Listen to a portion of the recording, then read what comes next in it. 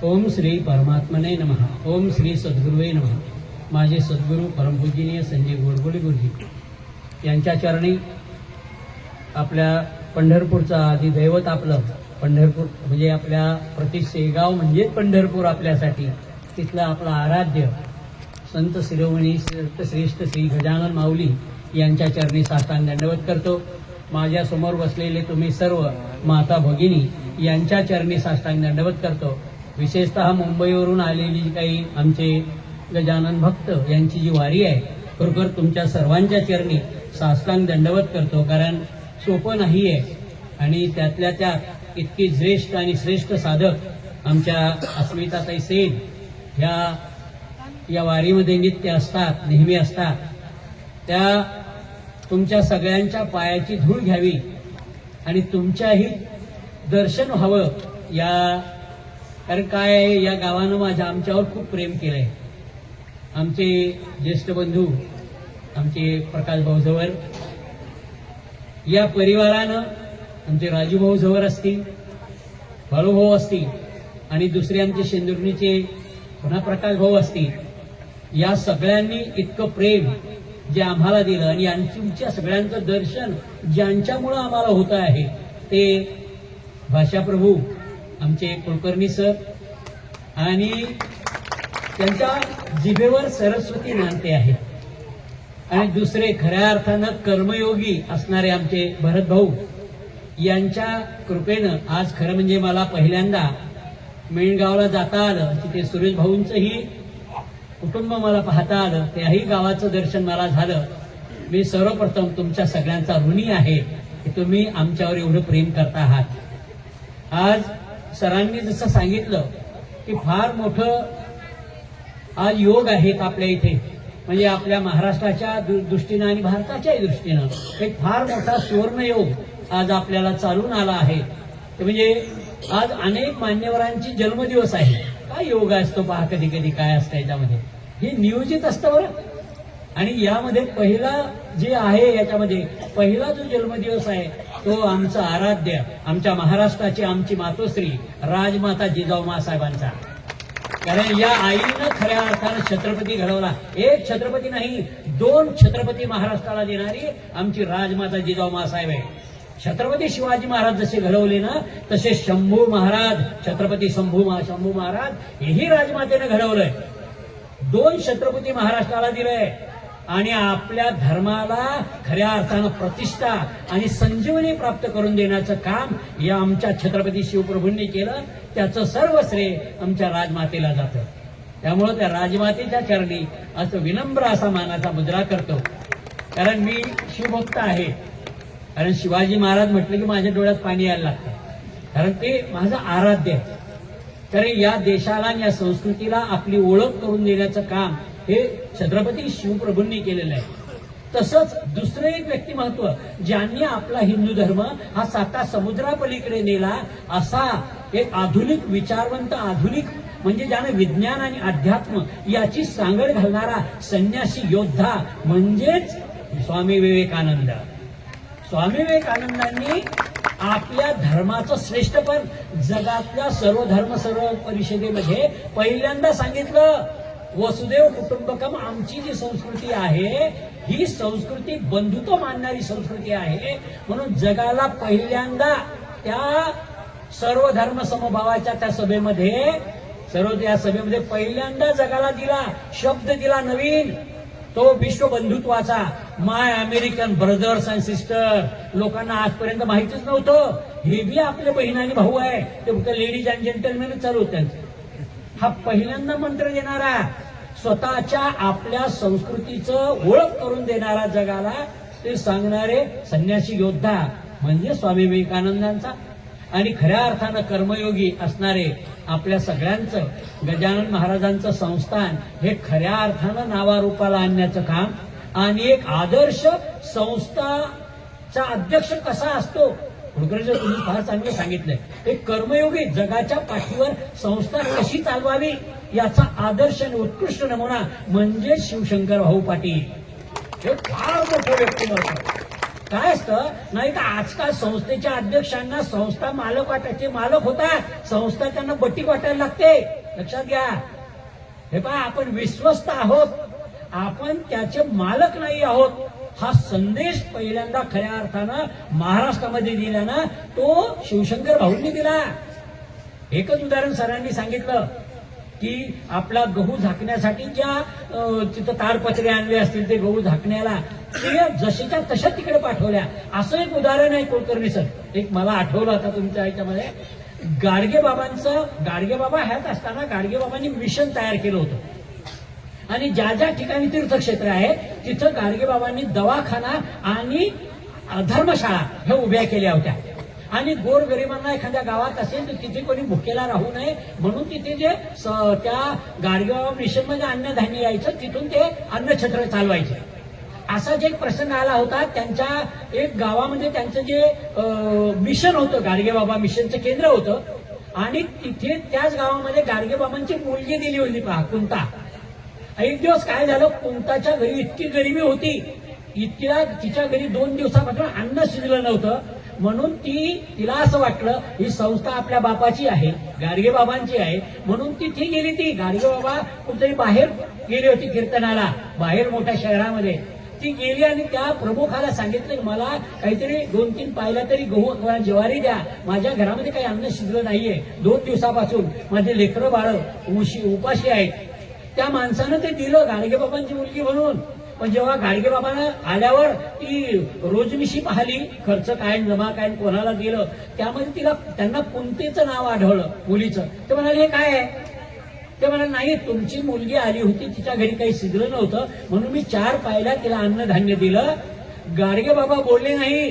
दुसऱ्या दिवशी उठले, म्हणाले हे जे 4 पायले अन्नधान्य दिलं याच्यामध्ये किती दिवस मजुरानं मजुरी केली की ते फिट्ट? ते म्हणाले 4 दिवस. गाडगे बाबांनी 4 दिवस त्या आश्रमामध्ये लाकडं फोडले फुकट. लक्षात घ्या, संस्था कशी चालवायची असते, संस्थेचा विश्वस्त काय असतो हे शिवशंकर भाऊमुळे गाडगे बाबामुळे आपल्याला कळतं. आणि चौथं एक व्यक्तिमत्व सगळ्यांना आपल्याला अर्थ म्हणजे गजानन भक्तांना, महाराष्ट्रातील गजानन भक्तांना एका माळेमध्ये गुंफण्याचं काम खरोखर आमच्या भरत भाऊंनी केलं आहे ना. ही गजाननाची कृपा आहे, गजानन महाराजांची कृपा आहे खरं म्हणजे याच्यामुळे यांच्यावर. की असं होत नाही हो, कुठेही गर्भश्रीमंत माणूस नाही बिचारा. पण काय असतं, महाराजांवर प्रेम केलं ना, महाराजांवर निष्ठा आणि श्रद्धा असली ना, महाराज ते आपोआप करून घेतात तुमच्या आमच्याकडून. त्यामुळं या अशा पवित्रतम अशा नगरीमध्ये, या पवित्रतम अशा या बागेमध्ये म्हणजे धर्मभाऊ फार इथेच तुम्ही मंदिर तयार केलंय. हे मंदिर हे मळा नाही राहिला तो, आता हे मंदिर झालाय. घरालाही मंदिर करता येतं, इथं तर शेताला मंदिर करण्याची परंपरा सुरू झाली आहे. घर आपलं मंदिर झालं पाहिजे. घरामध्ये आल्या आल्या आनंद वाटला पाहिजे आपल्याला. त्या घरात पाऊल टाकलं, मी सांगितलं की ते पॉझिटिव्ह वेव्ह कळाले पाहिजे. या घरामध्ये कुठेतरी संत सज्जन राहतात किंवा भगवंताचं अधिष्ठान असणारे कुटुंब या घरामध्ये राहतं. हे घरात पाऊल टाकल्या टाकल्या कळतं. ते मला आजच तुम्हाला 2 घरामध्ये कळलं. मी जेव्हा राजूभाऊच्या घरात गेलो तेव्हा त्यांचा जो परिवार होता ना, त्या परिवारांमध्ये असणारं त्यांच्या चेहऱ्यावरचं चैतन्य आणि त्यांच्या ज्या मुली सुद्धा, तरुणी मुली आणि लहान मुलं सुद्धा इतक्या अनन्य भावाने स्वागत करतात, आदरातिथ्य करतात. हे असती घराची संस्कृती, घराची परंपरा. तसंच दुसरं मला सुरेश भाऊकडे जाणवलं त्या बेंगावला की तिथेही ते एक अगदी वेगळं असं चैतन्य ते दिसलंय पहा या नगरीमध्येच. खरं म्हणजे मला भरत भाऊ महाराजांची क्षमा मागून सांगतो, महाराजांनी या 3 गावांचं जे काही मिलन केले ना, आता सोयगाव, शेंदुर्णी आणि सेनगाव, हे एक आदर्श केंद्र गजानन महाराजांचं व्हावं अशी माझी प्रामाणिक इच्छा आहे. आणि महाराजांची तुमच्या सगळ्यांवर कृपा राहील. एवढं मोठं तुम्ही नियोजन आणि आयोजन तुमच्या हातून होऊ शकतं याची मला शाश्वती पटली आहे पहा. आणि अशा या पवित्र दिवशी उशीर झाला आहे, पण तरी सुद्धा कारण मला जो विषय दिला होता प्रवचनाचा, मला असं वाटतं मी त्या विषयावर बोलावं. मी आता तुमच्या सगळ्यांच्या अनुमतीनं आणि तुमच्या मान्यतेनं मी माझ्या या विषयाकडे वळतो कुलकर्णी साहेब. कारण काय असतं, इथला वक्ता हा कधीच त्याच्या प्रतिभेनं ओळख नसतो. इथला वक्ता बोलतो भगवंताच्या कृपेनं, साधू संतांच्या आशीर्वादानं आणि सद्गुरूंच्या कृपेनं आणि समोर बसलेल्या श्रोत्यांच्या डोळ्यातून पाझरणाऱ्या प्रेमातून वक्ता बोलत असतो. तुम्ही जितक्या तन्मयतेनं ऐकाल तेवढा भगवंत माझ्या हातून तुमची सेवा करून घेईल, अशी मी भगवंताच्या चरणी मी आवर्ते करतो की तुम्ही सगळ्या संत श्रोत्यांनी माझ्याकडून बोलून घ्यावं, अशी आपल्याच चरणी मी प्रार्थना करतो. मी आजच्या प्रसंगी असा विचार केला की आपण काय घ्यावं. आज या दिंडीच्या निमित्तानं मी कोणता असा अभंग घ्यावा का तुकारामाचा, की जेणेकरून मला आपली परंपरा, महाराष्ट्रातलं आपलं असणारं आध्यात्मिक केंद्र याच्याविषयी मी बोलावं, असा मी मनोदय केला रस्त्याने येताना. आणि मी त्यासाठी एक फार सुंदर अभंग मी निवडला आहे. पहा, तो अभंग असा आहे, हा अभंग आहे खऱ्या अर्थानं जगद्गुरु तुकाराम महाराजांचा. आणि तुकारामांचा अभंग आहे हा सोपा साधा 4 चरणांचा अभंग आहे. तुम्ही बऱ्याच वेळा ऐकलंही असेल, बऱ्याच वारकरी संतांच्या परंपरेतल्या लोकांना तो पाठही असेल. हा तो असा आहे, याच्यामध्ये अवघीच तीर्थे घडली एक वेळ, अवघीच तीर्थे घडली एक वेळ, चंद्रभागा डोळा देखलिया, अवघीच पापी गेली दिगंतरा, अवघीच पापी गेली दिगंतरा, वैकुंठ पंढरी देखलिया, अवघ्या संता एक वेळा भेटी, अवघ्या संता एक वेळा भेटी, पुंडलिका दृष्टी देखलिया. आणि चौथं चरण आहे, तुका म्हणे जन्मा आल्याचे सार्थक, तुका म्हणे जन्मा आल्याचे सार्थक, विठ्ठलची एक देखलिया. साधा वारकरी संत परंपरेतला हा अत्यंत उत्कृष्ट अभंग आहे. या अभंगामध्ये तुकारामांनी काय सांगितलं आपल्याला, या अभंगामध्ये खरं म्हणजे पंढरपूरचा महात्म्य सांगणारा अभंग आहे.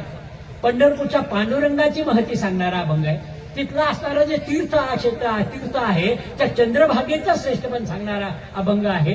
आणि एवढंच नाही तर याच्यामध्ये तिथे जो भक्त श्रेष्ठ नांदतो आहे, भक्तराज पुंडलिक, त्याचं महात्म्य सांगणारा अभंग आहे. पांडुरंग, पंढरपूर, चंद्रभागा आणि पुंडलिक याचं महात्म्य सांगणारा हा अभंग आज मी प्रवचन सेवेसाठी हा घेतला आहे. म्हणजे आता तुमच्या लक्षात येईल, कोणत्याही क्षेत्राला तीर्थक्षेत्राचा दर्जा मिळत नसतो, त्याला काही गोष्टी लागतात. नाही तर कोणी म्हणाला आपल्या इथे आता आजकाल सुरू झालं ते कोणते मंदिर जागृत लगेच सुरू करून जातात, जागृत हनुमान या सगळ्याच्या मध्ये, आणि ते आत्ता उभं राहिलेलं असतं मागच्या वर्षी. असं नाही होत. कोणत्याही स्थानाला तीर्थाचा दर्जा मिळतो ना, त्यासाठी अनेक गोष्टी लागतात. पहिल्यांदा ती गोष्ट लागते की त्या ठिकाणी खऱ्या अर्थानं एक तिथला जो परमात्मा आहे, तिथला जो भगवंत आहे, त्याचं वास्तव्य कायमस्वरूपी त्या ठिकाणी असावं. दुसरी गोष्ट असते, तिथे पवित्रतम अशी एखादी प्रवाही सातत्यानं वाहणारी एखादी नदी असावी, तीर्थक्षेत्र ते असावं. आणि तेवढ्या नाही भागत नाही, तिथे आपल्या पूजनानं, आपल्या कीर्तनानं, आपल्या प्रवचनानं, आपल्या दिंड्यांनी, पवित्र झालेल्या संतांनी तिथे येऊन त्या क्षेत्रामध्ये राहून तिथलं महात्म्य हे गुणगुण गौरव करून ते मंडित केलेलं असावं. तेव्हा त्या तीर्थक्षेत्राला तीर्थाचा दर्जा प्राप्त होतो. आणखी काय लागतं? आणखी गोष्टी लागतात की जो देव तुम्ही सांगून राहिले आहे, या देवाला आमच्या वेद उपनिषदांमध्ये अधिष्ठान आहे का? त्याला आमच्या परंपरेचं, सनातन हिंदू धर्माचं, त्या धर्मामध्ये, त्या पवित्रतम ग्रंथांमध्ये त्या भगवंताचं अधिष्ठान आहे का? तर तुम्हाला जाणवेल, स्कंद पुराणामध्ये आणि पद्मपुराणामध्ये विठ्ठल आणि रुक्मिणीच्या या देवतांचं वर्णन आणि चित्रण कथा आलेली आहे.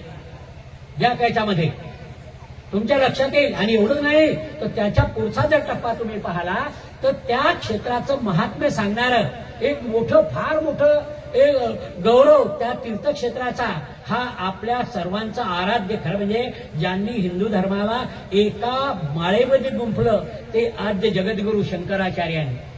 शंकराचार्यांचं फार मोठं वचन आहे. पहा, शंकराचार्यांनी या तीर्थक्षेत्रासाठी पांडुरंग अष्टकम लिहिलेलं आहे. आणि पांडुरंग अष्टकांमधील पहिला श्लोक आहे, महायोग पीठे तटे भीमरथ्या, आहे ना? सगळ्या लोकांना बहुतांश पाठ असेल ते. महायोग पीठे तटे भीमरथ्या, वरम पुंडरीकाय दातून मुनिंद्रे, समागत तिष्ठम तमानंद कंदम, परब्रह्मलिंगम भजे पांडुरंगम. तू आहे तिथे, तो परमात्मा पांडुरंग कुठे आहे? भीमा नदीच्या तटेवर उभा आहे. भीमा नदी म्हणजे चंद्रभागा, म्हणजे चंद्रभागा. प्राचीन याच्यामध्ये स्कंद पुराणांमध्ये याच्यामध्ये आणि या म्हणजे आद्य जगद्गुरु शंकराचार्यांनी आपल्या या पंढरपूरचं तिथल्या तीर्थक्षेत्राचं वर्णन हे केलेलं आहे याच्यामध्ये. आणि हा देव काय आहे? हा देवाधिदेव आहे, लक्षात घ्या. आणि मग या देवाधिदेव असणाऱ्या देवाचं श्रेष्ठपण सांगणारा हा खरं म्हणजे अभंग आपल्यासाठी मी आज निवडला आहे. यामध्ये मी तुम्हाला सांगितलं की प्राप्त काय करताय, चंद्रभागेचा या तीर्थाचं महात्म्य. दुसरा आहे याच्यामध्ये की दुसरं जे श्लोक तुम्हाला दिसेल, वैकुंठ नगरी पंढरी, पंढरीचं महात्म्य सांगणार आहे. पहिले चंद्रभागा, नंतर पंढरी, नंतर त्यातला असणारा भक्त पुंडलिक आणि नंतर परमात्मा पांडुरंगाचं.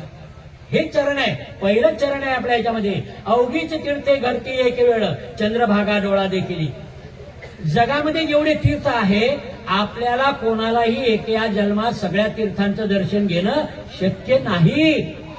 कितीही माणूस भ्रमंती केली तरी जगातल्या तीर्थांचं तीर्थक्षेत्रामध्ये जाणं शक्य नाही. म्हणून आपल्या वाङ्मयानं, आपल्या वेदभूषणानं आणि आपल्या या सगळ्या ब्राह्मण ग्रंथांनी म्हणा किंवा भागवताने म्हणा, गीतेनं म्हणा, ज्ञानेश्वरीनं म्हणा, असं सांगितलं आपल्याला, तुम्हाला सगळ्या तीर्थाचं दर्शन घ्यायचं ना, मग तुम्ही समुद्र स्नान करा. कारण सगळ्या नद्या ह्या एकत्र येऊन समुद्रामध्ये मिळतात. त्यामुळे समुद्रामध्ये स्नान करणं हेही एक मोठं पुण्य आहे आणि सर्व तीर्थामध्ये स्नान केल्याचं पुण्य तुम्हाला त्या ठिकाणी मिळतं. हे आहे समुद्र स्नान. पण माझं म्हणणं काय, तुकाराम तर म्हणतात हे तुम्हाला त्या ठिकाणी जावं लागतं, तुम्हाला समुद्रात स्नान करावं लागतं. गंगेमध्ये स्नान करायचं आहे तर काशीला जावं लागतं, यमुनेचं स्नान करायचं तिथं जावं लागतं, अयोध्येला गेल्यानंतर शरयू नदीमध्ये स्नान करावं लागतं, तर तुम्हाला पुण्य मिळतं. पण तुकाराम महाराज म्हणतात की तुम्ही पंढरपूरला गेलात आणि फक्त चंद्रभागा आंघोळ जाऊ द्या, हो आंघोळ दूरची गोष्ट आहे.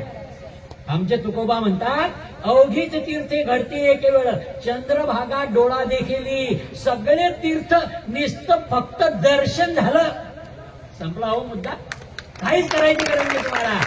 हे आहे त्या चंद्रभागेचं महात्म्य, हे आहे त्याचं महात्म्य. म्हणून लक्षात घ्या. अरे बाकीचं ते अरे पहिली म्हणजे आधीच नव्हते काही, प्रथम घडवली बसवली पंढरी. पहिली भगवंतानं पंढरी बसवली, पंढरी नगरी बसवली पहिल्यांदा या सृष्टीच्या निर्मात्यानं. कारण नाही ह्या अलीकडच्या नद्या आहेत ना, गंगा यमुना सरळ, ह्या नद्या तर अलीकडच्या आहेत. गंगेचं तुम्हाला माहिती आहे की भगीरथ राजा होता, भगीरथाला असं वाटलं की माझ्या पूर्वजांना मोक्ष आणि मुक्ती मिळाली नाही, म्हणून त्यानं भगवंताची आराधना केली आणि भगवंतांनी सांगितलं तुझ्या पितरांना पूर्वजांना जर मोक्ष आणि मुक्ती हवी असेल, त्यांचं पिंडदान करायचं असेल, यासाठी गंगेचं पाणी लागतं आणि गंगा आहे स्वर्गात. तू ती गंगा जर का पृथ्वीवर आणली तर त्याच्यात जर तू का पिंडदान केलं, तुझ्या पूर्वजांच्या विषयी जर का विधी केला तर तुझ्या पूर्वजांना मोक्ष आणि मुक्ती मिळेल. या भगीरथानं तपश्चर्या केली, भगवंताला प्रसन्न करून घेतलं, गंगा मातेला प्रसन्न करून घेतलं आणि सांगितलं माते तू पृथ्वी तलावर ये, तू स्वर्गात नाही, तुझी गरज आमच्या पृथ्वी तलावरच्या अनेक मानवांना आहे, तू पृथ्वी तलावर ये. जेव्हा गंगेने 2 अटी टाकल्या होत्या, गंगा म्हणाली की मी येईल, मी येते, तू मला प्रसन्न करून घेतलं, मी पृथ्वीवर येते, पण माझा ओघ इतका आहे, गंगा म्हणाली मी जर का तशी वरून पडली ना तर ही पृथ्वी दुभंगेल. तर माझा ओघ इतका मोठा आहे, स्पीड एवढा मोठा आहे की दुभंगेल पृथ्वी, मग मला धारण करणारा कोणीतरी पाहिजे. म्हणून त्यांनी पुन्हा भगीरथानं भगवान महादेवांची तपश्चर्या केली, महादेव प्रसन्न झाले आणि महादेवांनी काय केलं, महादेवांनी सांगितलं ठीक आहे येऊ दे गंगेला. गंगा आली, महादेवांनी आपल्या जटेमध्ये धारण केली, तो सगळा ओघ बांधला आणि जुडा बांधला आणि बाहेर त्याच्यातून गंगा सौम्य रूपात आपल्या पृथ्वी तलावर आली. या सर्वांच्या मानवांच्या नुसत्या भगीरथांच्याच पूर्वजांचा उद्धार नाही झाला. ज्या ज्या लोकांनी जर तिथे तिथे गेले काशीला, त्यांनी स्नान केलं, ते पाप मुक्त झाले. ही गंगा भगीरथांमुळे आली. दुसरी आठ होती गंगेची, गंगा म्हणाली मी पृथ्वीवर येईल, अनेक लोक येतील, तुझ्या पूर्वजांना मोक्षमुक्तीसाठी ते पापमुक्त होतील. अनेक लोक येतील ना दरवर्षी काशीला, उगमापासून ते याच्यापर्यंत अनेक लोक येतील, अनेक लोक तिथं स्नान करतील, आपल्या पापातून मुक्त होतील. पण मी पापी होईल, दूषित होईल, त्याचं काय? लक्षात घ्या. कारण या सगळ्या लोकांचं पाप धुवून धुवून ते तीर्थक्षेत्रही कधी कधी मलिन होत असतं. तेव्हा भगवंतांनी सांगितलं भगीरथाच्या मुखातून की भगीरथ म्हणाले, माते तू खुशाल पृथ्वी तलावर ये, तुला जशी हे पापी लोक स्नान करून पापमुक्त होतील ना, पण तुला पवित्र करणारं सामर्थ्य असणारे संत या भूमीवर आहे, जन्माला आलेले आहेत, ते तुला पवित्र क्षेत्र पुन्हा प्राप्त करून देतील. संत हे तीर्थक्षेत्रांमध्ये जातात ना, तिथे ते पूजा करतात आणि तिथे असणारी मलिन अवस्था आपल्या सामर्थ्यानं, आपल्या तपानं, आपल्या योग साधनेनं तिथलं पाप नष्ट करतात, पुन्हा त्या स्थानाला पावित्र्य निर्माण करतात. माझे सद्गुरू जेव्हा आम्हाला या तीर्थक्षेत्रावर नेतात ताई, तेव्हा पहिल्यांदा आम्हाला सगळ्यांना तीर्थक्षेत्रावर बसवतात, एक एक कापराची वडी घेतात आणि तिथं आमचं हवन होतं. प्रत्येक ठिकाणी, प्रत्येक तीर्थक्षेत्रावर आमचे गुरुजी तिथं आमच्याकडून पूजा साधना करून घेतात. कारण त्यासाठी तुम्ही लक्षात घ्या, संत आणि भगवंतच तीर्थाला पवित्र करण्याचं सामर्थ्य फक्त यांच्यातच आहे, लक्षात घ्या. त्यामुळे तिथे जे येतात त्याच्यामध्ये तर हे पवित्रतम स्थान या संतांमुळे मिळतं. म्हणून तुम्ही पहा, जेव्हा जेव्हा कुंभमेळा होतो की नाही, आणि कुंभमेळ्यामध्ये तुम्ही पहा, अरे लाखो लोक संत महात्मे, जे संत महात्मे खऱ्या अर्थानं आपल्याला आयुष्यभर कधी दिसत नाही, ते हठयोगी असेल, साधनेनं तप करणारे सिद्ध पुरुष असतील, ते मला नेहमी आश्चर्य वाटतं, हे फक्त आपल्याला कुंभमेळ्यात दिसतात, नंतर कुठेच कधी दिसत नाही. पण राहतात कुठं, करतात काय, ते कोणती साधना करतात? ते जेव्हा जेव्हा कुंभमेळ्याला येतात ना 12 वर्षातून एका एका स्थानाला, तेव्हा त्या स्थानाला पावित्र्य प्रदान करत असतात. म्हणून तुम्ही आम्ही या सगळ्या नागा साधू पासून ते आपल्या वारकरी संतांपर्यंत, आपल्या गजानन महाराजांच्या या भक्तापर्यंत, आमच्या ताईपर्यंत आपण आलो पाहिजे. पहा, तर या संतांच्या चरणानं ही भूमी पवित्र होत असते. तुम्ही ज्या ज्या मार्गाने आलात ना, तो मार्ग तुम्ही पुनीत केला, त्यामुळे तुमच्या पायाची धूळ घेण्यासाठी मी खऱ्या अर्थानं आलोय. कारण मलाही या सगळ्या, कारण काय असतं, संत रज लागता सहज, वासनेचे मूळ बीज जळून जाय, हे करतं. किंवा संत ज्या मार्गे जाती त्यांची लागोमद माती, हे तुमच्या पायाची धूळ घेणं, हे खरं म्हणजे यासाठीच अप्पा मी इथं आलोय. हाच माझा अट्टाहास आहे. म्हणजे तुमच्या लक्षात येईल, या चंद्रभागेमध्ये स्नानही करायची गरज नाही, फक्त डोळ्यानं पहा, पहा पावित्र्यतेचं काय आहे. आणि एकदा का तुम्ही याच्यामध्ये गेलात, याच्यामध्ये ती जी शुद्धता आणि पवित्रता या सगळ्या तीर्थक्षेत्रांना मिळाली आहेत ना, तसं हे तीर्थांचं ही तीर्थ ही चंद्रभागा आहे, लक्षात घ्या. सर्व तीर्थांचं मूळ चंद्रभागा आहे. दुसरं चरण जर तुम्ही पाहिलं, दुसरे चरण आहे अवघीत पापी गेली दिगंतरी, वैकुंठ पंढरी देखलिया. अवघी पाप, अवघी पाप. मी तुम्हाला सांगितलं की तुम्हाला पाप मुक्ती करायची तर आपण काशीला जातात, लोक तिथं श्राद्ध वगैरे करतात, काही करतात, आंघोळ करतात आणि पाप मुक्त होतात. आणि आल्यावर वेगळे गावामध्ये सांगतात की आम्ही आता पाप मुक्त झालो, गंगेतून आम्ही आंघोळ करून आलो, आता आम्ही शुद्ध झालो. शुद्ध झालात ना तुम्ही, पंढरपूरच्या वारीला आलात, त्या गंगेमध्ये स्नान करून पवित्र झालात, किंवा गजाननाच्या पालखीला गेलात आणि पवित्र झालात ना, मग आता मात्र तुम्ही एक करा, तुम्ही आता तुम्ही राहिला नाही, त्या भगवंताचे सेवक तुम्ही झाला आहात. आता तुम्ही त्या विचाराला विकृत करण्याची ताकद आता तुमच्यामध्ये असता कामा नये. एकदा तुम्ही पापमुक्त झालात ना काशीला जाऊन, परत पाप करायचं नाही. आपले लोक म्हणतात आलो पाप करून दुसरं पाप करायला तयार, असं नाही चालत, असं नाही चालत. तुम्ही एकदा तुम्हाला हा मार्ग सापडला ना, तुमच्या जीवनाचं सोनं करण्याचं सामर्थ्य या संत परंपरेमध्ये आहे. एकदा तुम्ही या वारीला चालायला लागा. मला माहिती आहे 75-55 वर्षाचे काका इथे आले या वारीमध्ये. हे काय आहे, तो आहे तो करता करविता तो करून घेतो, तुम्ही पाऊल तर टाका. शेंदुर्णीचे डॉक्टरही आलेले, त्यांना पहिल्यांदा वाटलं होतं की कसं जायचं वारीत वगैरे, पण एकदा चालायला लागल्यावर वाटलं का कधी, आला का काही त्रास, तो करून घेतो, तुम्ही एकदा सुरुवात तर करा. तसंच याच ह्याच्यामध्ये ते म्हणतात की जेवढे पाप आहे तुमचे, म्हणजे काही पाप जे तुम्ही त्या तीर्थक्षेत्रामध्ये आंघोळ केल्यानंतर नष्ट होतात, चंद्रभागेचं दर्शन केल्यानं काही नष्ट होतात याच्यामध्ये, पण काही शिल्लक राहिले तर ते पाप कशाने जातात, तर तुकोबा म्हणतात, अवघीची पापे गेली दिगंतरी, वैकुंठ पंढरी देखली. या महाराष्ट्राचं आपलं भाग्य आहे आपण की आपला इथला वैकुंठीचा राणा तो 28 युगापासून त्या पंढरपूरमध्ये उभा आहे. आणि त्याचं नुसतं तुम्ही ते म्हणतात आता दर्शन पुढची पायरी आहे, ते म्हणतात पंढरपूर पाहिलं नुसतं, पंढरपूर पाहिलं, अवघी वैकुंठ पंढरी देखली या. जाऊ नका, पूजा अर्चा जाऊ द्या, लगेच तिथं जा, पंढरपूरला जा आणि त्या भूमीचा स्पर्श करा. त्या भूमीची माती पंढरपूरच्या मंदिराजवळ असणाऱ्या त्या संतांची माती घेऊन कपाळाला लावा. भगवंत तुमच्या पापातून तुम्हाला मुक्त करतो. काय सामर्थ्य आहे पंढरपूरचं, काय सामर्थ्य आहे. तुम्हाला 20-22 लाख लोक आषाढी एकादशी कार्तिक एकादशीला असतात. कोणाचं दर्शन होतो दादा? कोण सगळ्यांचं दर्शन होणं शक्य आहे का महाराज? पहा ना तुम्ही, फक्त त्या लोकांचं एकच आहे. इतक्या दिंड्या येतात, माऊलींची दिंडी येते, तुकोबांची, महाराष्ट्रभरातून आपल्या शेगावच्या राणाची दिंडी येते, गजाननाची. पहा, वखरीला सगळ्या दिंड्या जमा होतात. त्या वाखरीला कोणी वखरी कोणी वाखरी म्हणतो त्याला, तिथे जमा होतात आणि तो कळस दिसला की सगळे पळी लागतात. हो, 80 वर्षाची आमची आजी, आमचे वडील ते घेऊन पळतात. फक्त कळसाचं दर्शन, भगवंताचं दर्शनही नाही झालं.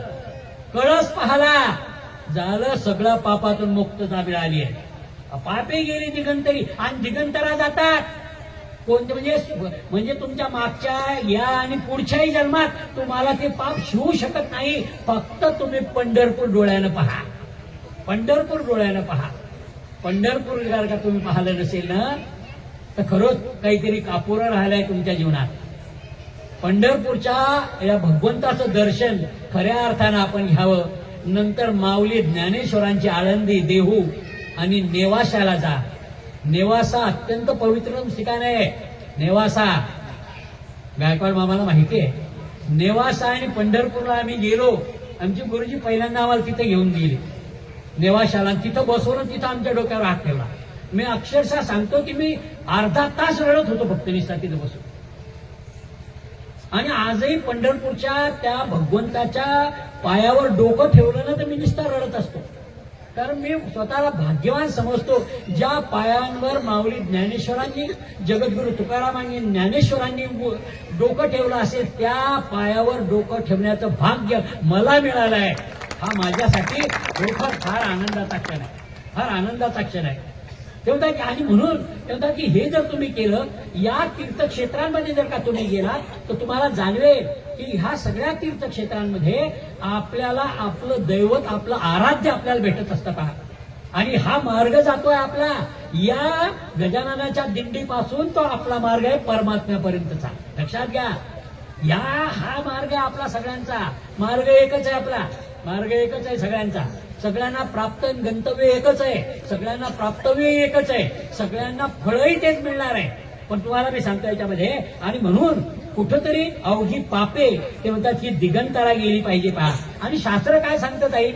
शास्त्र सांगतं की जगामध्ये 3.5 कोटी पाप आहेत. 3.5 कोटी पाप आहेत सांगितल्या जातात. आणि हे 3.5 कोटी पाप काय? पुन्हा एक दृष्टांत आहे शास्त्रामध्ये. मी एक ग्रंथ वाचत होतो फार पुरातन, त्याच्यामध्ये असं सांगितलंय की माणसाच्या शरीरावर 3.5 कोटी रोम आहेत. म्हणजे 3.5 कोटी छिद्र आहेत आपल्या शरीरावर.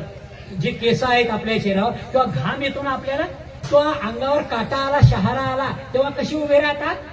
शास्त्र म्हणते ते 3.5 कोटी आहे. एका एका केसाच्या ठिकाणी एक एक पाप वास करतं.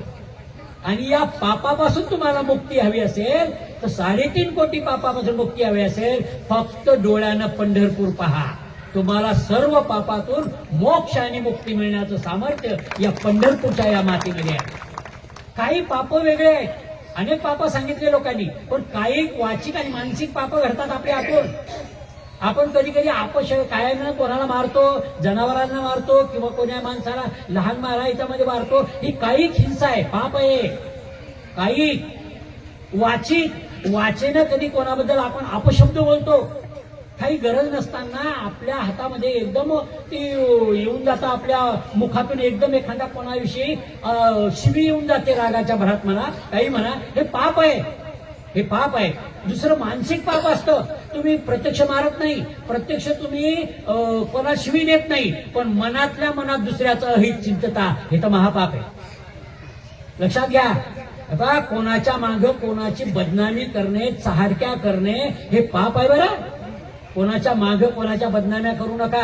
मी त्या दिवशी सांगितलं, नाही तर आपलं तर असं चालू आहे, असेपर्यंत लोक लगे पाहत भेटायला गेले तर दादा लोक म्हणतात काय तुमच्यासारखा माणूस नाही, असं नाही तसं नाही, आणि थोडसा बाजूला गेला तर काय येतं त्याने, कोण आहे त्याच्या मागं, सुरू लगे एकदम. किंवा एखादी बाई का चांगली बोलायला लागली विचारी लगे ती होते, काय करणार. लक्षात घ्या. आपण काय करतो याच्यामध्ये, पहा, दुसऱ्याबद्दल माघारी बोलणं, अपशब्द बोलणं, मनानं सुद्धा कोणाची अहित चिंतन, हे पाप आहे बरं.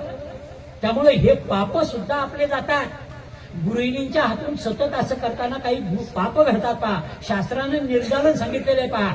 कारण संसार करत असताना ज्या गृहिणी स्वयंपाक करतात, दळण करताना कधी कधी किडे मरतात, चाळताना कधी ते करतात, दळण करताना करतात, झाडताना मुंग्या वगैरे मरतात, ह्या सगळ्या गोष्टी होतात ना त्याच्यामध्ये शालन सांगितलेलं शास्त्रानं.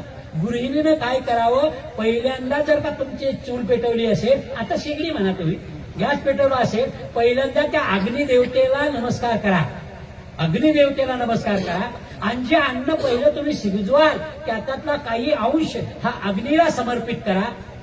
दुसरं तुमच्या पापाचं शालन.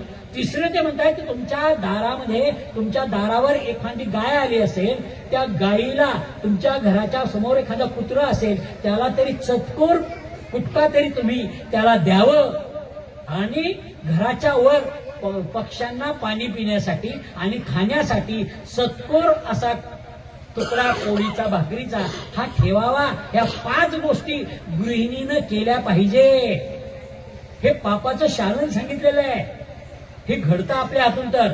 आणि त्यामुळे मी तुम्हाला सांगतो, ह्या गोष्टी आपण केल्या ना, तर हे सगळेच तुमचे पाप. तुकाराम महाराज म्हणतात की फक्त पाप तुम्ही काय करता याच्यामध्ये, तुम्ही नुसतं दर्शन घेतलं तरी तुम्हाला तुमच्याकडून ते मुक्त होतं. कारण का होतं याच्यामध्ये, एक उदाहरण सांगतो मी. एक फार ग्रंथामध्ये फार उल्लेख आहे का, चंद्राच्या हातून काही महापाप घडलं होतं एकदा.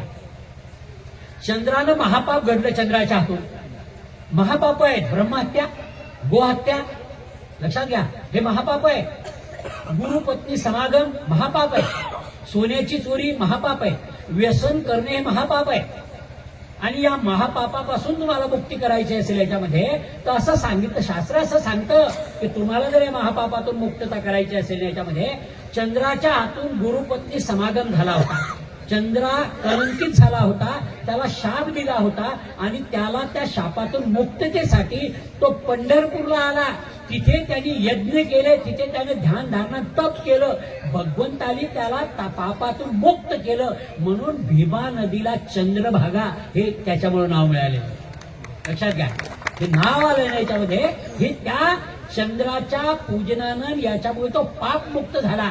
हे पहा, काही पाप असे असतात, हे पहा, आपल्या हातून कर्म करताना काही पाप घडतात.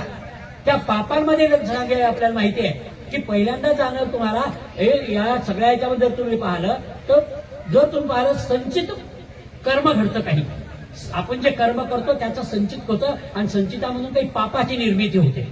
याच्यामध्ये संचित कर्म, नंतर क्रियमान कर्म, आणि नंतर प्रारब्ध कर्म. शास्त्र असं म्हणतं की संचित कर्म आणि क्रियमान कर्म हे तुम्ही तीर्थामध्ये गेलात, संतांच्या सानिध्यात राहिलात, तुम्ही पोथी वाचली, गजानन विजय वाचला, ज्ञानेश्वरी वाचली, तुकारामाची गाथा वाचली, तुम्ही पाप मुक्त होऊ शकता. मात्र प्रारब्धाचं पाप हे नष्ट होत नाही, ते भोगूनच संपावं लागतं. आणि हे प्रभू रामचंद्रांनी भोगलं, भगवान श्रीकृष्णांनी भोगलं, आमचे संत शिरोमणी, आमच्या ज्ञानेश्वर माऊलींनी, तुकोबारायांनी भोगलं. लक्षात घ्या, हे प्रारब्धाचं पाप आहे. पण तुकाराम तुम्हाला गॅरंटी देतात आपल्याला, ज्ञानेश्वर माऊली तुकाराम, तुमचे हेही पाप जातात. प्रारब्धाचे पाप सुद्धा भगवान श्रीकृष्णांच्या पंढरीच्या पांडुरंगाच्या दर्शनानं जातात. बरं, महाभारतात एक फार चांगला उल्लेख आहे.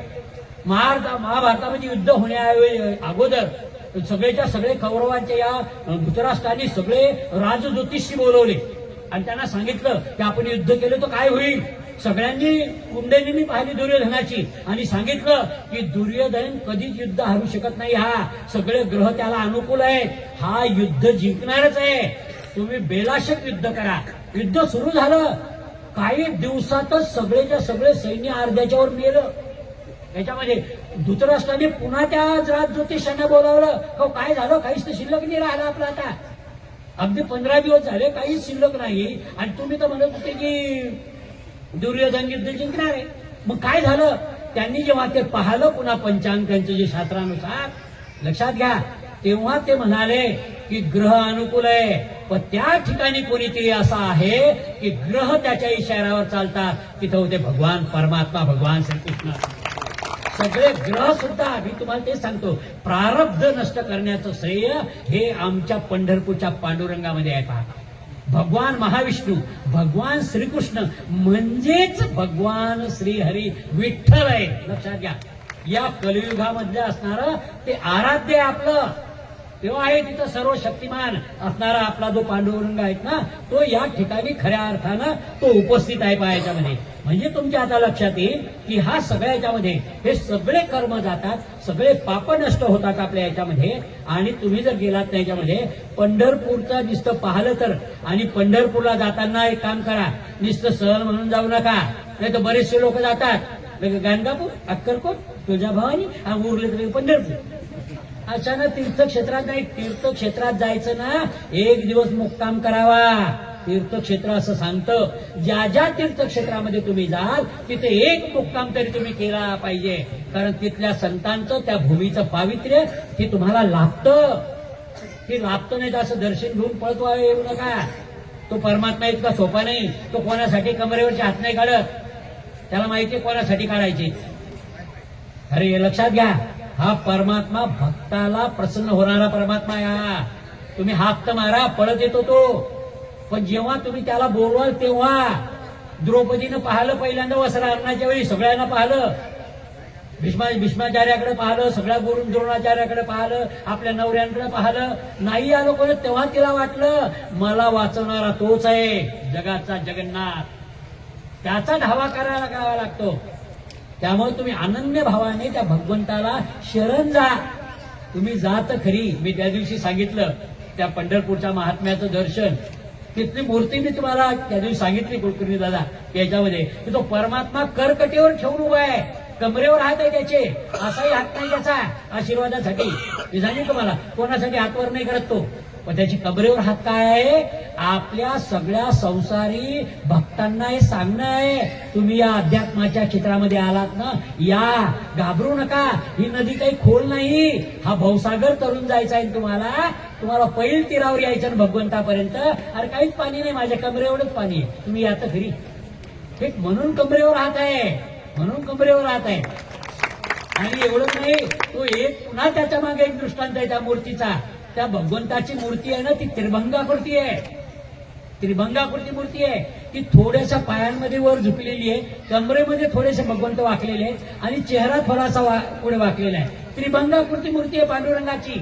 तुम्ही जर गेला जर पाहिला तर तुमच्या लक्षात येईल की तिथे जर तुम्ही गेला त्यामध्ये तो पांडुरंग कमरेवर हात देऊन इथं उभा आहे. माझे गुरुजी एकदा मला असं म्हणाले होते की सर हे का उभी आहे भगवंताची कमरेवर हात देऊन. ते म्हणाले आपल्या घरामध्ये 10 महिन्याचं 9 महिन्याचं पोरगं असतं आणि ते बाळ टोंगळ्यावरून रांगता रांगता भीत धरून उभं राहतं. एखादं काहीतरी सोप्याचं धरतं, भीत धरतं आणि उभं राहतं. आईला वाटतं यानं आता एक पाऊल चालावं, म्हणून तो परमात्मा 2 पावलं, तो परमात्मा तुमच्यासाठी जसा उभा आहे ना, जशी आई तो पोरगा आपलं बाळ जसं भिंतीशी उभं आहे काही धरून, ती आई काय करते 2 पावलं त्याच्या पुढे उभे राहते, कमरेवर हात ठेवते आणि त्याला म्हणते बाळा ये 2 पावलं टाक, आणि कमरेवर हात ठेवते. ते बाळ चालायला लागतं. ते पडायच्या आत ती आई जशी अलगद झेलते ना तुम्हाला वरच्यावर, त्या आपल्या बाळाला, तसा तो परमात्मा पांडुरंग तुमच्यासाठी तयार आहे. तुम्ही पाऊल तर टाका, विश्वास तर ठेवा त्याच्यावर, श्रद्धा तर ठेवा. तो तुम्हाला अलगत उचलून जायला तो तयार आहे तुमच्यासाठी. पहा, त्यामुळे हे स्थान अत्यंत महत्वाचं आहे. पहा, म्हणून 3रं चरण आहे, अवघिया संता एक वेळा भेटी. अवघ्या संता एक वेळा भेटी, पुंडलिक दृष्टी देखील या. सगळ्या संतांचं दर्शन होणं शक्य आहे का हो? सगळ्या संतांचं दर्शन नाही होत ना आपल्याला. भाग्यवान आहोत आपण. उलट संत भेटी दुर्मिळ सांगितलेल्या आहे शास्त्रानं. शास्त्रानं 3 गोष्टी दुर्मिळ सांगितलेल्या आहेत, लक्षात घ्या. पहिली गोष्ट आहे मनुष्याचा देह मिळणे. दुसरी गोष्ट आहे संत आपल्या जीवनात येणे किंवा सद्गुरूंची आपल्याला प्राप्ती होणे. आणि तिसरी गोष्ट आहे मुमुक्षी अवस्था. त्या भगवंताचं दर्शन घेण्याची प्रेरणा निर्माण होऊन पायी 450 किलोमीटर येणे, त्या भगवंताला पाहण्याची शोधण्याची ही मुमुक्षी अवस्था, ही तिसरी अवस्था आहे. त्या 3 गोष्टी दुर्मिळ आहे. आपल्या जीवनामध्ये संत आले म्हणून आपण भाग्यवान ठरलो. बरं राजू दादा, तुमच्याच आयुष्यामध्ये जेव्हा भगवंत आले तुमच्या घरात, जेव्हा मंदिर उभं राहिलं आणि तुमच्या घरामध्ये सगळ्यांचा कायापालट झाला ना, तसा आमच्या जीवनामध्ये 2012 मध्ये डॉक्टर विकास बाहेकर आमच्या घरात आमचे सद्गुरू आले. नाही तर तोपर्यंत आम्हालाही माहित नव्हता हा मार्ग काय. आम्ही तर आपल्याच तेब्यात होतो, आम्ही आमच्याच अहंकारात होतो. आपल्याकडे हे हे ते हे ते हे असं होतं आमच्या डोक्यात. पण कळलं की ते भुसा आहे. अरे खरा मार्ग हाय. माझे सद्गुरू लाभले. मी सरांना सांगत होतो, मी 35 वर्ष मराठीचा प्राध्यापक म्हणून MA BA ला शिकवलं. याच्यामध्ये इतकं वाचन केलं, पण माझ्या गुरुजींनी माझ्या हातात ज्ञानेश्वरी तुकारामाची गाथा दिली, तेव्हापासून एक अक्षर मी काही वाचलं नाही. एकमेव. कारण मीच ठरवलं की मी हे वाचलं असताना पहिलं ते वाचायचीच गरज नव्हती मला. माझं थोडंसं चुकलं, उशिराच भेटले मला भगवंत, पण हरकत नाही. पण भेटले तर खरी, हे महत्वाचं आहे. आम्हाला या मार्गात पाहिलं ना, आमचे जे पूर्वसर्वेचे मित्र होतात, आता काय सांगेल तो, पहिल्यांदा आगाऊ होतात. खूप बरोबर आहे ना. ते म्हणतात 100 बिल्ली खाते काय बिल्ली हसको चेली का. मग मी म्हणतो हसके चेली तर खरी. आम्ही हो ना, शेवटची घटका का असेल, पण आम्ही भगवंताच्या मार्गाला लागलो. हा माझ्या सद्गुरूंचा कृपा आहे का आमच्यावर.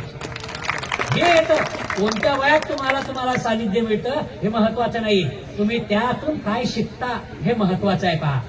म्हणून मी रिटायरमेंट नंतर मी सांगितलं, मी घरच्यांना सगळ्याला सांगून गेलं की मी फक्त तुमच्यामध्ये आहे. आता माझ्याकडून कोणत्या अपेक्षा करू नका, कारण मला आता देशाला, धर्माला आणि ज्ञानेश्वरीना तुकोबांना वाहून घ्यायचा आहे. हा माझ्या आयुष्याचा उद्देश हा ठरलाय. आता निवृत्तीनंतर काय करावं, बरेच लोक बंद होतात. अरे निवृत्ती, मी सरांना तेच सांगत होतो, अरे निवृत्ती हा माणसाचा नवीन जन्म आहे. येथून खऱ्या अर्थानं सगळ्यात जगायचं आहे. पण आपल्याला सगळे ज्या गोष्टी आपल्याला करायच्या राहिल्या आहेत ना, त्या आता करायच्या आहेत. कारण लौकिकातल्या, संसारातल्या जबाबदाऱ्या संपल्या आहेत आपल्या. सगळे मुलं मुली पायावर उभे आहेत. बस झालं आता त्यांनी त्यांचं करावं. आणि त्यांनी मला सांगितलं की तुम्ही सगळीच्या संपत्ती दान बी दिली बाबा, आमचं काहीच बिघडत नाही, आता आम्ही सफिशियंट आहोत. म्हणजे याच्यापेक्षा काय पाहिजे आपल्याला. त्यामुळं हा जो एक संकल्प केलाय ना, खरंच मी तुमच्या चरणी आणि संतांच्या चरणी, माऊली ज्ञानेश्वरांच्या, तुकोबांच्या आणि गजाननच्या चरणी प्रार्थना करतो की माझ्यामध्ये कधी अहंकार शिवू नका देऊ माझ्या या देहाला, नाहीतर माझं मातेरे होईल. अहंकाराचा स्पर्श दे लागो राजसा, माझ्या हरीच्या दासा, माय विष्णुदासा भाविकाच्या. अहंकार नको शिवू देऊ, एवढी तुमच्याही चरणी मी प्रार्थना करतो. खरं म्हणजे तिसरं जे चरण आहे याच्यामध्ये की तुम्ही एकदा जे भक्त, तुम्ही पुंडलिकाचं दर्शन घ्या. सगळ्या संतांचं दर्शन होतं एका पुंडलिकाच्या भेटीमध्ये. हा पंढरपूरला गेला त्या चंद्रभागेच्या प्रवाहामध्ये, तिथं पुंडलिकांचं देऊळ आहे, मंदिर आहे. जाऊन पहा तिथे. आजही तिथं फार मोठं पुण्यात्मे तिथे राहतायत असं आपल्याला जाणवतं. पहा, एक गोष्ट लक्षात घ्या. आणि इथे हा पुंडलिकांची कथा जी आली आहे भगवंताच्या जीवनामध्ये, फार श्रेष्ठतम कथा आहे ती. थोडक्यात सांगतो फक्त की तुम्हाला माहिती आहे की या द्वारकेचा तो राणा, जो राजा, भगवान परमात्मा श्रीकृष्ण हा द्वारकेमध्ये होते. पण एक दिवस असं झालं की त्यांना बऱ्याच दिवसानंतर राधा भेटायला आली भगवंतांना.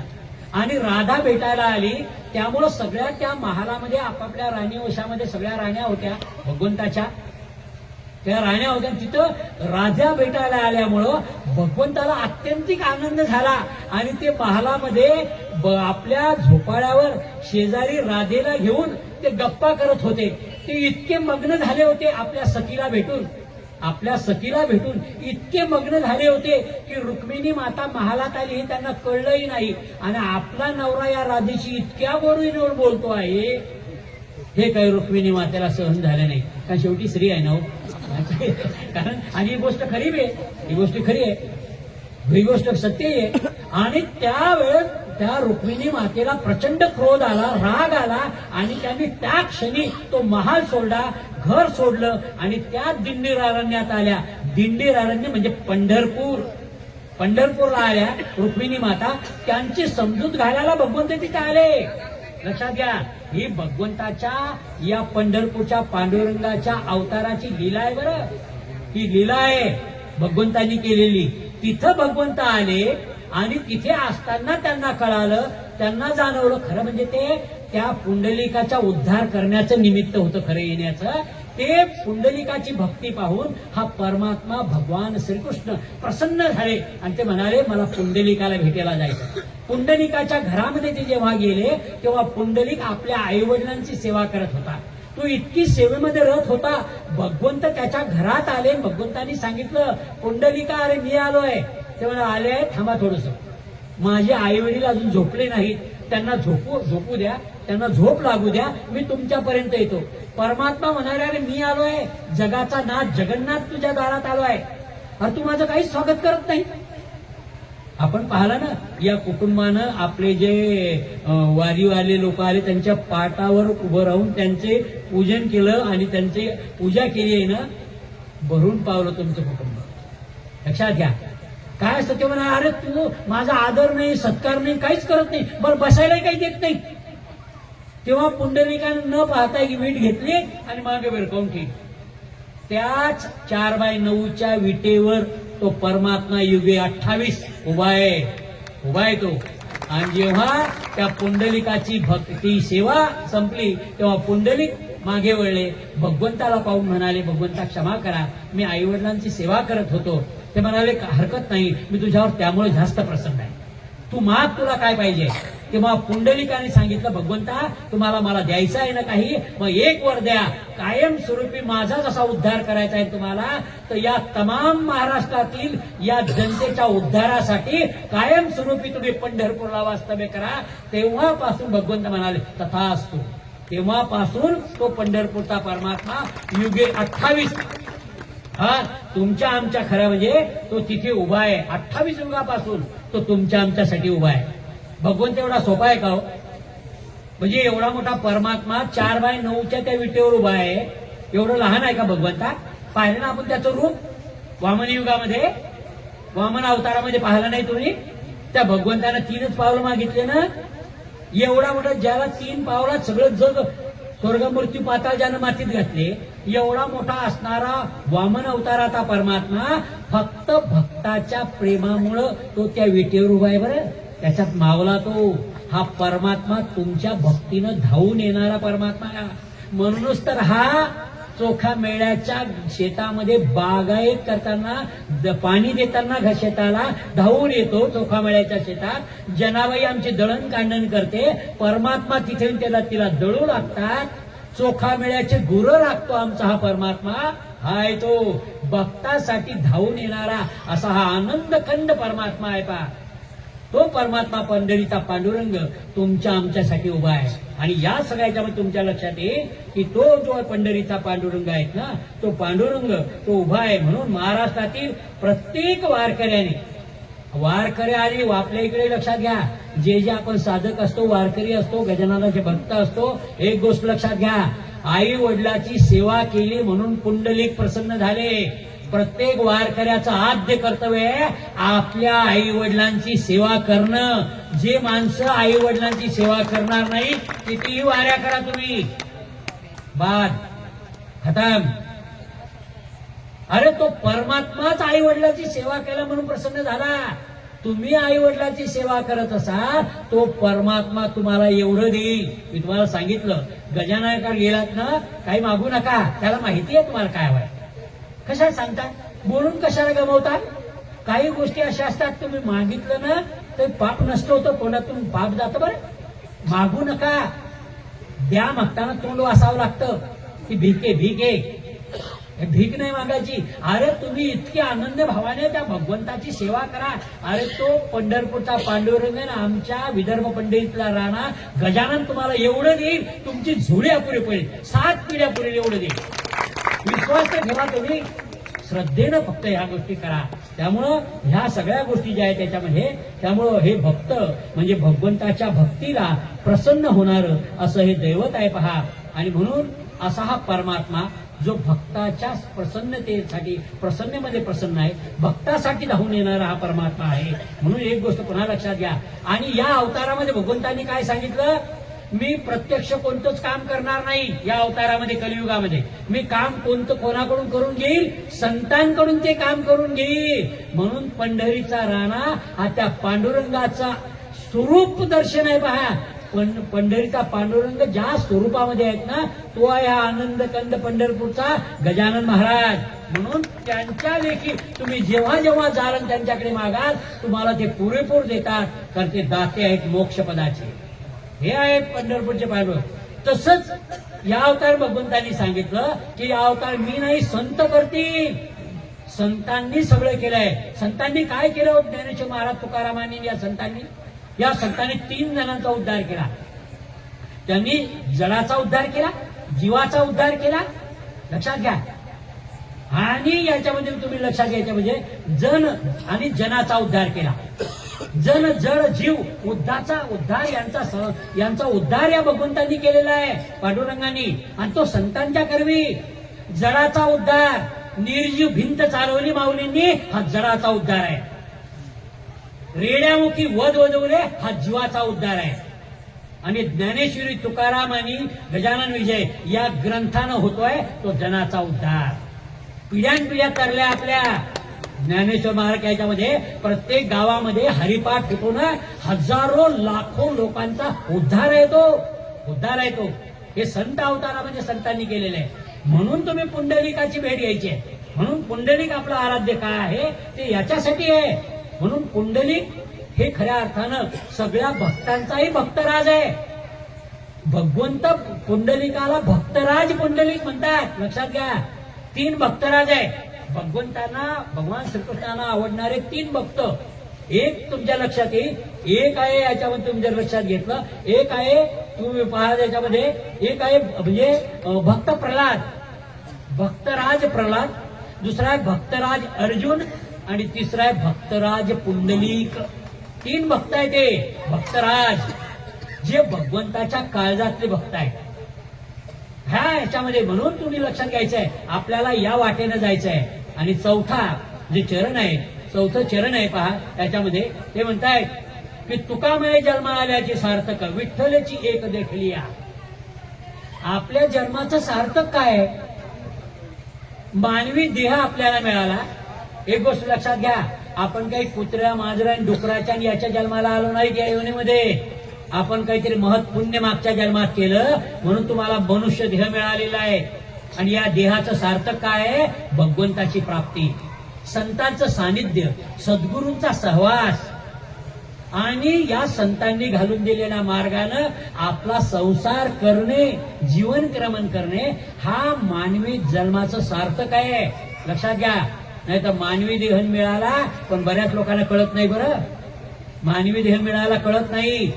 पहा बरं, नाही तर इतकेच लोक आहेत आपण याच्यामध्ये आपण भगवंताचे भक्त आहोत म्हणून इथं जमा आहोत. लक्षात घ्या, किती लोक आहेत. आता याच्यापेक्षा जास्त तर तुमच्या बाहेर चालणाऱ्या वेरवारवर बसेल असतील. हो ना, लक्षात घ्या. का या मार्गाने येण्याला सुद्धा पुण्य लागतं. नाही तर वाईट मार्गाने वाम मार्गाने जाणार किती लोक आहेत. का तुम्ही आपण या मार्गाने जातो? कारण आपल्या वाडवडिलांची, सद्गुरूंची कृपा, गजाननाची कृपा आपल्यावर आहे. त्यांची इच्छा आहे आपण या मार्गावर यावं, आपल्या हातून काहीतरी पुण्य घडावं, हा खऱ्या अर्थाने त्यांचा हेतू आहे. म्हणून जन्माचं सार्थक कशात आहे? भगवंत प्राप्तीमध्ये आहे, संतत्वामध्ये आहे. नराचा नारायण होणारी संकल्पना आहे आमच्या संस्कृतीची. सामान्य माणसाला प्रवास करत करत गुरुच्या शोधामध्ये गुरुचं प्राप्ती करायची, गुरुचे दाखवून दिलेल्या मार्गानं त्यांच्या त्या ज्ञानानं शास्त्रानुमोदित आपलं कर्म आचरायचं. आणि 8वी पायरी आहे संतत्वाची, पुढची पायरी आहे ती नारायणाची 12वी. त्यामुळे त्या पायरीपर्यंत आपल्याला जायचं असतं. पहा, नराचा नारायण होण्याची कन्सेप्ट आम्ही मानणारे लोक आहोत. हा एकमेव असा वारकरी संप्रदाय जगाच्या पाठीवर जो म्हणतो भक्ताला भगवंत होता येतं. तुका म्हणे देव शोधावयाशी गेलो आणि देवची होऊन्या ठेलो. अरे सामर्थ्य भक्त या वारकरी संप्रदायात आहे. नाही तर कोण्या धर्मानं कोण्याने सांगितलं तुम्हाला? हे आहे आपल्या सामर्थ्य. कारण भगवंताची प्राप्ती झाली. भगवंत म्हणतात तो भक्त. ज्ञानेश्वरी गीतेमध्ये तो मज स्वरूप होतो, मला येऊन मिळतो. आणि जो मला येऊन मिळाला त्याला सर्वस्व मिळालंय. काय त्याला प्राप्त नाही आता? आणि कोणती गोष्ट त्याला आता प्राप्त करायची शिल्लक आहे? अरे ज्याला भगवंत मिळालं त्याने भगवंताला मागावं ना. पण आपल्याकडून काही लोक आहे हो, भगवंत मिळूनही काय मागतात. त्या ध्रुवाला भगवंत मिळाले, काय मागितलं त्यानं? हा डोळपत दे. काय मागायची गोष्ट आहे? अरे भगवंत मिळाले ना. शबरीला भगवान प्रभू रामचंद्र मिळाले, ते सोडून मला गुरुचं तिकडे जाऊ दे. अरे काय आहे? काय मागावं? भगवंत मागितल्यानंतर काहीच मागणं शिल्लक राहू नये, तो भक्त आहे पहा. तसे भक्त गजाननाकडे गेल्यानंतर काही मागत जाऊ नका. नेहमी नेहमी नका. मी तिथे सांगितलं तुम्हाला, नेहमी नेहमी मागत जाऊ नका. किती मागणार आता? तुमचंच करायचं का त्या देवानं? किती भक्त आहे त्याचे? तुम्ही एका वारी देता पुरीच लग्न होते, दुसऱ्या वारी देता त्याला पोरग होते. यार काय चाललं काय? तुम्ही तुमच्या घरासाठी बसेल का तिथं? लाखो करोडो भक्त आहेत ना त्याचे. नेहमी नेहमी नका मागू. न मागता सेवा करा. निष्काम कर्मयोग हा गीतेचा केंद्रबिंदू आहे. कर्म करा तुम्ही, फळ तो देणार आहे. फळ तो देणार आहे. तुम्हाला फळाची अपेक्षा नाहीये. तुम्ही फळाची लालसा धरू नका. तो अधिकार तुम्हाला नाहीये. तो अधिकार आहे परमात्म्याचा. कर्म करणं तुमच्या हातात आहे ना. कर्म करा, त्या भगवंताची आराधना करा. हो, तुम्हाला जे हवंय ना ते त्याला माहिती आहे. आपल्या आईला माहिती असतं आपल्या मुलाला काय हवंय. आणि तुम्ही तर तिची लेकरं आहात, मग कशाला मागून गमावता? ते देते ना तुम्हाला. तुम्ही करा तर खरी. नाही मिळालं तरी समजा काहीतरी अपूर्ण राहिली आपली साधना. दिंडीत जरी आलो तरी आपल्या हातून काहीतरी घडलं, आपण मनात तरी कोणाला शिव्या दिल्या. आपण इथं बसल्या बसल्या याच्यामध्ये. आणि वारीला इकडे जाणाऱ्या लोकांना बाकीचे लोक शिव्या देतात बरं. आम्ही या मार्गात आलो तर खूप लोक बोलत होते. चांगला प्राध्यापक होता, डॉक्टर बायकोजाने डॉक्टर होते. हे काय नांदी लागले? नाही नांदी लागणे. मग असं जर नांदी लागला असेल तर याच्यापेक्षा कोणाच्या नांदी आम्हाला लागायची? अरे याच्यापेक्षा काय पाहिजे? जिथं जीवनाचा सर्व साक्षात्कार झाला तिथं या गोष्टी कशाला ते करायच्या आहेत? त्या वारीमध्ये लोक म्हणतात काय मिळतं तुम्हाला इतके दिवस पायी जाऊन? त्याला सांगायचं, समजा मी गेलो, तुझे काही 2 मजले 3 मजले झाले आणि माझं घर काय 2 मजल्यात 1 मजल्यावर आलं, पडलं का काही? ते नाही. हे पहा, घर संपत्ती हे साधन आहे. साधनाला जास्त महात्म्य देऊ नका. जे साध्य करायचे त्याला महात्म्य दिलं पाहिजे. साध्य श्रेष्ठ आहे. दुर्दैव काय झालं, आपण साधनांना श्रेष्ठ मानायला लागलो आणि तिथंच गुंतून पडलो आपण. पूजा अर्चा कशी केली पाहिजे, अशीच केली पाहिजे, एवढंच पूजेल, काही गरज नाही. फक्त नामस्मरण करा. त्या भगवंताचं नाम अखंड तुमच्या मुखामध्ये घ्या. तुमचा येणारा श्वास आणि जाणारा श्वास भगवंताच्या नामस्मरणामध्ये येऊ द्या. परमात्मा तुमच्यावर प्रसन्न तुम्हाला दर्शन देईल. हे होऊ द्या. एवढं नामस्मरण घ्या. आणि चुकून लपून कशाला नामस्मरण घ्यायचं? मी त्या दिवशी सांगितलं. काही ते बाया मंदिरात दिसतात, थैलीत माळ, काय चाललं काय? लपून काहून? चोरी गेली का? लपून काय? भगवंताचं नाव घेण्याची चोरी कशाची आहे? अरे जाहीरपणे घ्या. तुमचं पाहून काही लोकांना लाज तर वाटेल, 2दा तर म्हणतील. लक्षात घ्या. अजिबात. आणि भक्ती करताना कधीही कोणी काही म्हणून अजिबात लाज वाटू द्यायची नाही. त्याच्यापेक्षा कोणाचं नाव मुखामध्ये असावं, हेच नाव घेण्यासाठी आहे ना आपल्या याच्यामध्ये. त्यामुळे ते म्हणतायत याच्यामध्ये. आणि अशा भगवंताचं नाव तुम्ही घेतलं मग मात्र तुम्हाला काहीही पाहायची गरज नसता. तुका म्हणे जन्म आल्याचे सार्थक, तुका म्हणे जन्म आल्या विठ्ठलची एक देखील. बाकी देव पाहण्याची गरज नाही तुम्हाला, काही गरज नाही. गावात गेले की मसुमा, मरी, आसरान, हे सगळे देव आहे ना आपल्या इकडे. आमच्या इकडे आहे बरे ते मसुबा गिसुबा हे सगळेच आहे. आणि अडाई गिडाई खूप आहे रे. 33 कोटी आहे. आता एवढ्या देवाची नावं घेतो बसायची का आपण? आता गुंडली मार काय म्हणतात? अरे गरज नाही तुम्हाला. एकमेव देवाधिदेव असणाऱ्या त्या परमात्म्या पांडुरंगाचं भगवंताचं नामस्मरण करा. मी तुम्हाला नेहमी सांगतोय, तुम्हाला तुमच्या चरणी दंडवत करून आणि हात जोडून विनंती करतो, पूजा आंघोळ केल्यानंतर एक माळ तुम्ही भगवान श्रीकृष्णाची पांडुरंगाची करा, श्रीकृष्ण शरणम मम, आणि एक माळ गजाननाची करा. एवढंच करा फक्त. तुम्ही काही करू नका, कोणती पूजा करू नका. एक माळ आणि शक्य झालं एक कापराची वडी पेटून तुम्ही नामस्मरण करा. जेवढी कापराची वडी ती पेटलेली आहे तेवढ्यापर्यंतच करा, हरकत नाही, हरकत नाही. ते होम आहे तुमचं, दररोजचा यज्ञ आहे तुमचा. आणि अग्नी हा भगवंताच्या प्राप्तीचं, भगवंताचं मुख आहे. अग्नी हे भगवंताचं मुख आहे. म्हणून यज्ञामध्ये जे अर्पण करतो ते वर जातं धुराच्या रूपानं, ते परमात्म्याच्या मुखापर्यंत जातं. अग्निमुखी अर्पण करावं ते भगवंताला प्राप्त होतं, कारण भगवंताचं मुख म्हणजे यज्ञ आणि अग्नी. त्यामुळे लक्षात घ्या की तुम्हाला याच्यामध्ये त्या परमात्म्याचं दर्शन घ्या, देवाधिदेव असणाऱ्या परमात्म्याचा एकालाच नमन करा. बरं तुम्ही पापर पळत येतो की नाही? गजाननाची भक्तिभावानं आराधना करताना गजाननाचंच नाव ठेवा मुखामध्ये, हरकत काय? इतकं नाव घ्या त्याचं.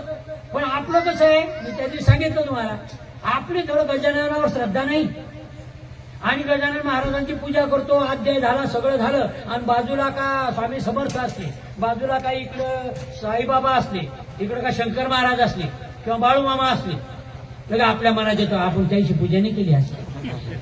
आज साईबाबा तिथे फटका आपल्याकडे. आपण काय करतो, भीतीपोटी भगवंत मानतो. लक्षात घ्या, आईला कधी कोणी घाबरतं का हो? आईला कोणीच घाबरत नाही. आणि एकमेव नातं आहे ते जगातलं, जे आपल्यापासून मोठं असून सुद्धा एकिरी नावानं हाका मारतो आपण, ते फक्त आईला आणि भगवंताला. लक्षात घ्या, हे फार मोठं दैवत आहे. आपल्या आईला कोणी म्हणत नाही, अहो आई आम्हाला भूक लागली. मला नाही वाटत तू म्हणता, मला मी पाय पडतो त्याच्यात. लक्षात घ्या, आईला आपण नेहमी एकेरीच हाक मारतो, कारण जे आपल्या काळजात असतात ना त्याच लोकांना माणूस एकेरीने हाक मारतो, नाही तर कोणाला नाही मारत. त्यामुळे ते म्हणतात हा एकमेव देव पहा, एकमेव या भगवंताचं दर्शन घ्या. काही तुम्हाला इतर अन्यत्र जायची गरज नाही. एकदा श्रद्धा ठेवा, बोलवा त्याला तुमच्या संकट समयी, परमात्मा पांडुरंगा. आणि हा गजानन धावून येतो तुमच्यासाठी. हा भक्तराज आहे, म्हणा तर खरी एकदा. त्यामुळे अनन्य भावाने आपलाची तो एक देव करुणी घ्यावा, एक तर करा अनन्य भावाने. तोच म्हणजे परमात्मा आहे, तो म्हणजेच परमात्मा आहे असं म्हणून त्याची श्रद्धा आणि त्याचं पूजन करा. मग तुमच्या लक्षात येईल. आणि पांडुरंगाचं महात्म्य सांगणारं एक फार मोठे एक अभंगाच्या मला सापडल्या याच्यामध्ये. काय वर्णू आता मागणे किती, कोटी ब्रह्महत्या सुख पाहता मुख पाहता जाते. ब्रह्महत्या ज्याचं मुख पाहिल्यानं जातं असा तो परमात्मा पंढरीचा पांडुरंग आहे. हो आहे तो. तेव्हा दुसऱ्या याच्यामध्ये, देखिला देखिला माये देवांचा देव, फिटला संदेह निमाले दुजेपण. आता काहीच पाहण्याची गरज नाही. फिटला फिटला संदेह. संदेह होता ना की हा भगवंत आहे की नाही, हे आहे की नाही, भगवान आहे की नाही, तो त्याला पहा, त्याला तुम्ही पहा. तुमच्या जीवनाचे सगळे संदेह द्वैत नष्ट होतं. अद्वैताचा सिद्धांत जो आहे ना, अद्वैताची स्थापना होते. तो आणि मी एक नाही, मी तो माझा अंशी आहे, मी त्याचा अंश आहे. तो परमात्मा इकडे तिकडे नाही, माझ्या हृदयस्थ असणाऱ्या आत्म्याच्या स्वरूपानं तो परमात्माच माझ्या हृदयस्थ बसलेला आहे. हा साक्षात्कार होणे म्हणजेच आत्मस्थितीचं ज्ञान होणे, म्हणजेच ब्रह्मज्ञान होणे. ब्रह्मज्ञान म्हणजेच मोक्ष. मोक्ष मुक्ती मेल्यावर नाही. लक्षात घ्या, कोणी सांगतं मेले की याला वैकुंठ स्थान त्याला मिळावं, त्याचे कर्म आहे का तसे? तिथं सगळ्या लोकांना मारतच जायला असतं, मुंड्या तोडून तोडून मोठं झालेलं असतं. त्याला कसं मिळेल ते? लक्षात घ्या, कोणालाही वैकुंठ स्थान नाही मिळत. कर्म लागतात, कर्म लागतात त्याला चांगले. त्यामुळे भगवंताची आराधना करताना ह्या गोष्टी तुमच्या आमच्या जीवनामध्ये आल्या पाहिजे पहा. आणि म्हणून ते म्हणतात जन्म आल्याचं जे काही सार्थक आहे ना आपलं, ते खरं सार्थक आपल्याला जाणवतं. कारण एकमेव तो परमात्मा आहे पा पंढरीचा पांडुरंग. सत्य तू सत्य तू सत्य तू पांडुरंगा, तूच सत्य आहे. सत्य म्हणजे परमात्मा. सत्य म्हणजे परमात्मा जो अविनाशी आहे, जो शाश्वत आहे, जो चिरंजीव आहे, जो अक्षय आहे. असा जो आहे ना आनंद कंद घन परमात्मा, तो आहे परमात्मा पांडुरंग. तो आहे याच्यामध्ये आपल्यासाठी बसलेला. आणि म्हणून त्याच्यामध्ये लक्षात घ्यायचं याच्यामध्ये की आपली खऱ्या अर्थानं आपण या परमात्म्याचं, मी का म्हणतो तुम्हाला एकाचं दर्शन घ्यायचं, एकाची पूजा करायची, सगळ्यांची पूजा होते, कारण हा जो परमात्मा पांडुरंग आहे ना, हा देवादिदेव आहे, देवादिदेव आहे. पांडुरंग अष्टकांमध्ये आहे, प्रसन्नम प्रमाणाहितम देवदेवम असं म्हटलेलं आहे. हा देवांचाही देव आहे असं शंकराचार्यांनी म्हटलेलं आहे. तो देवांचाही देव आहे, म्हणून याला भगवान पांडुरंगाला केशव म्हणतात. केशव म्हणजे काय? ब्रह्मा विष्णू महेश खालची कॅबिनेट आहे. तो ज्यांच्या वरचा सगळ्या सृष्टीचा जो नियंता आहे तो आहे श्रीहरी, तो आहे महाविष्णू, म्हणजेच भगवान कृष्ण, म्हणजेच पंढरीचा पांडुरंग तो आहे. म्हणून त्याला केशव म्हणतात. जे सगळे त्याला वश आहेत, तो या सृष्टीचा उद्गाता निर्माता आहे. त्यानं सांगितलं भगवंतांनी गीतेमध्ये, हे या झाडाचं पान हलतं ना, तुम्ही जे श्वास घेता ना, कोणाच्या सत्तेमुळं? माझ्या सत्तेमुळं. परमात्मा पांडुरंग भगवद्गीतेमध्ये म्हणतात, भगवंत कृष्ण, पहा बरं तुम्ही, एवढं सगळं पाऊस पडला यावर्षी, सारखा तर रेकॉर्ड पाऊस झाला सगळीकडे, आतापर्यंत चालूच आहे. एवढा पाऊस आला, जगभर पाऊस एवढा झाला, सगळं तर सगळं पाणी येतं, वाहून येतं, कुठं जातं? समुद्रात जातं. पण समुद्र आपली मर्यादा ओलांडतो का? भगवंत म्हणतात, इतकं पाणी आलं तरी, भगवद्गीतेचा श्लोक आहे की भगवद्गीते भगवान श्रीकृष्ण म्हणतात, कितीही पाणी आलं तरी तो समुद्र आपली मर्यादा ओलांडत नाही. कोणाच्या सत्तेमुळं? माझ्या सत्तेमुळं, भगवंताच्या कृपेमुळं हे पाणी कधीच बाहेर येत नाही. नाही तर डुबलं असतं नाही. साधे आपण सगळे शिकलेले लोक आहोत, एवढा जर का मातीचा खडा घेतला किंवा ढेकूळ घेतलं, आमच्याकडे ढेकूळ म्हणतात त्याला, काय माहित नाही, कारण ते मातीचा एवढा खडा घेतला तुम्ही एक लेक याच्यामध्ये, आणि ते जर का गडवाभर पाण्यात टाकलं तर त्या मातीचं काय होतं? 30% आहे, 70% पाणी टाकलं त्याच्यात, त्या माती काय होते? विरघळून जाते ना. मग या पृथ्वीवर 30, या सगळ्या सृष्टीमध्ये, या ब्रह्माच्यामध्ये 30% पृथ्वी आहे, 70% पाणी आहे. मग तरी ती काय विरघळत नाही? कोणाच्या सत्तेने विरघळत नाही? या परमात्म्याच्या सत्तेने विरघळत नाही. नाही तर इथं डुबायला पाहिजे होती, विरघळायला पाहिजे होती. विज्ञानाचा सिद्धांत आहे तो, पण नाही होती ते याच्यामध्ये. म्हणून तुम्ही लक्षात घ्या, हा देवाधिदेव असणारा परमात्मा पांडुरंग, याला एकदा बोलवा तुम्ही, त्याला प्रसन्न करून घ्या. हे आपोआप सगळे देव तुम्हाला आपोआप मदत करतील, पळत येतील तुमच्या भोवती. ह्या सध्या रिद्धी सिद्धी ह्या तुमच्या दारासमोर उभ्या राहतील. काय पाहिजे त्या परमात्म्याला? एक साधी गोष्ट आहे दादा, झोर दादा, की तुम्हाला तुमच्या सोयगावचा विकास करायचा आहे. मग आपण काय करतो?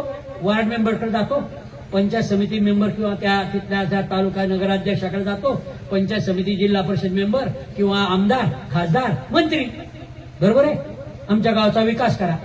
मी तुम्हाला असं म्हणतो, तुम्ही एकदा सगळे चांगल्या या पंचक्रोशीत लोक, चांगले प्रतिष्ठित लोक जा आणि मोदी साहेबांनाच सांगा की सोयगावमध्ये आम्ही तुमचा कार्यक्रम घ्यायचा आहे. रोड आपोआप होतात की नाही? काही करावं लागतं का? कोणी मेंबरकडे जायची गरज आहे का? काही गरज आहे का त्या भैताळाच्या नांदी लागायची? काहीच गरज नाही ना. एकदा तो सर्वश्रेष्ठ परमात्मा तुमच्या जीवनामध्ये येऊ द्या, तुम्हाला काहीच कमी पडणार नाही, काहीच कमी पडणार नाही. इतका देतो तो परमात्मा. आणि या परमात्म्यानं तुम्हा सगळ्या साधकांना, गजानन भक्तांना, वारकरी संतातील सर्व संत परंपरेला, तुम्हा सगळ्यांना, आपल्या सगळ्यांना त्या भगवंताकडे जाण्याची प्रेरणा आणि कृपा हे भगवान पांडुरंगांनी आणि जगन्माता आपली आदिशक्ती असणारी आई रुक्मिणी, माऊली ज्ञानेश्वरांनी, जगद्गुरु तुकारामांनी आणि गजाननांनी आपल्या सगळ्याला द्यावं.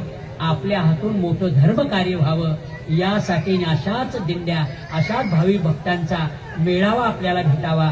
मज जातीचे मज भेटो कोणी, खरं म्हणजे तुम्ही, आपण एका जातीचे आहोत, कारण आपण गजाननाचे भक्त आहोत, आपण पांडुरंगाचे भक्त आहोत, आपण वारकरी आहोत, म्हणून आपण एका रक्ताचे आहोत. आपला ब्लड ग्रुप एकच आहे, लक्षात घ्या. विठ्ठल आणि गजानन हाच आपला विठ्ठल, आपला ब्लड ग्रुप आहे. तुम्हा सगळ्यांना सुद्धा भगवंतांनी याच मार्गाने जाऊन तुम्हाला सद्गती प्राप्त व्हावी, मोक्ष आणि मुक्ती तुम्हाला प्राप्त व्हावी अशी त्या पांडुरंगाच्या, ज्ञानेश्वरांच्या, तुकारामांच्या आणि आपलं आराध्य असणाऱ्या गजाननांच्या चरणी प्रार्थना करतो आणि माझ्या शब्दाला पूर्ण विराम देतो. कुंडली वरदे हरिहर श्री ज्ञानदेव तुकाराम पंढरनाथ महाराज की जय, ज्ञानेश्वर महाराज की जय, जगद्गुरु तुकाराम महाराज की जय, गजानन महाराज की जय. ओम शांती.